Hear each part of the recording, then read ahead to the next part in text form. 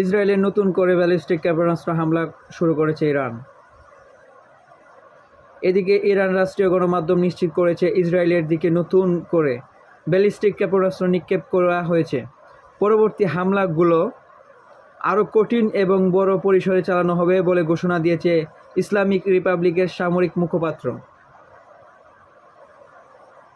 Iran থেকে আরও ক্ষেপণাস্ত্র ছোড়া হয়েছে বলে শনাক্ত করেছে ইসরায়েলি সেনাবাহিনী।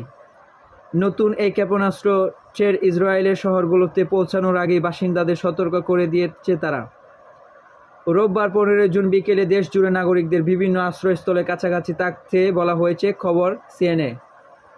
খবরে বলা হয়, ইসরায়েল ডিফেন্স ফোর্সেস আইডিএফ জানিয়েছে ইরানের হুমকির প্রতিরোধে তাদের প্রতিরক্ষা ব্যবস্থা সক্রিয় রয়েছে। তেল আবিব শহরের সাইরেন বাজানো হচ্ছে। এক বিবৃতিতে আইডিএফ জানায়, হোম ফ্রন্ট কমান্ডার এখন দেশের সব বাসিন্দাকে নিরাপদ স্থানের কাছাকাছি থাকতে নির্দেশ দিয়েছে, জনসমাগম এড়াতে এবং বাইরে চলাচল যতটা সম্ভব কমাতে বলা হয়েছে। এদিকে ইরানের রাষ্ট্রীয় গণমাধ্যম নিশ্চিত করেছে ইসরায়েলের দিকে নতুন করে ব্যালিস্টিক ক্ষেপণাস্ত্র নিক্ষেপ করা হয়েছে। পরবর্তী হামলাগুলো আরও কঠিন এবং বড় পরিসরে চালানো হবে বলে ঘোষণা দিয়েছে ইসরায়েলের বিপক্ষে ইসলামিক রিপাবলিক সামরিক মুখপাত্র তেহরানে। গত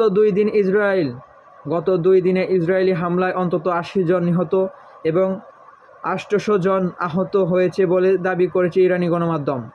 নিহতদের মধ্যে অন্তত 20 জন শিশু রয়েছে বলে জানানো হয়েছে। অন্যদিকে ইসরায়েলি কর্তৃপক্ষ জানিয়েছে ইরানের পাল্টা আক্রমণে 10 জন নিহত এবং 200 জনেরও বেশি আহত হয়েছে। আরও 3 জন নিখোঁজ রয়েছে। আল জাজিরার প্রতিবেদনে বলা হয়, শনিবার রাতে ইরান প্রায় 80টি ক্ষেপণাস্ত্র ছুড়েছে, যার মধ্যে কিছু ক্ষেপণাস্ত্র হাইফার তেল শোধনাগারে আঘাত হেনেছে। এই হামলায় ইয়েমেনের হুতি বিদ্রোহীরাও অংশ নিয়েছে বলে দাবি করা হচ্ছে। আরাগচি বলেন, জায়নিস্ট শাসক গোষ্ঠী আন্তর্জাতিক আইনে একটি নতুন রক্তরেখা অতিক্রম করেছে। তারা ইরানের পারমাণবিক স্থাপনগুলোতে হামলা চালিয়েছে।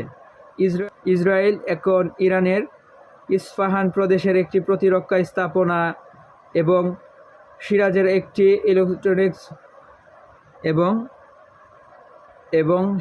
একটি ইলেকট্রনিক্স কারখানা লক্ষ্য করে হামলা চালাচ্ছে বলে খবর পাওয়া গেছে। ইসরায়েলি সেনাবাহিনী ইরানের সাধারণ জনগণকে অস্ত্র উৎপাদন কারখানা ও সংশ্লিষ্ট স্থাপনা তো যাই হোক, মুখে বলে আমি কি বুঝাবো। বর্তমান পরিস্থিতি খুবই উত্তপ্ত। এই উত্তপ্ত পরিস্থিতি একমাত্র সামাল দিতে পারে মুসলিম বিশ্ব যদি ঐক্যবদ্ধ হয়, তাছাড়া কোনোভাবেই এটা সম্ভব নয়। আজকে পৃথিবীতে মুসলমানরা এত নির্যাতিত নিপীড়িত, তার একমাত্র কারণ মুসলমানরা বিচ্ছিন্ন। তারা এখনও কোরআনের নির্দেশ মতে মৌমাছির মতো ঐক্যবদ্ধ হতে পারে নাই। তারা পোকামাকড়ের মতো ছড়িয়ে ছিটিয়ে আছে। তাই আজকে মুসলমানদের এই দুর্দশা এড়াতে মুসলিম জাতির ঐক্যবদ্ধ হওয়া ছাড়া আর কোনো বিকল্প নাই। আল্লাহ সবাইকে তৌফিক দান করুক।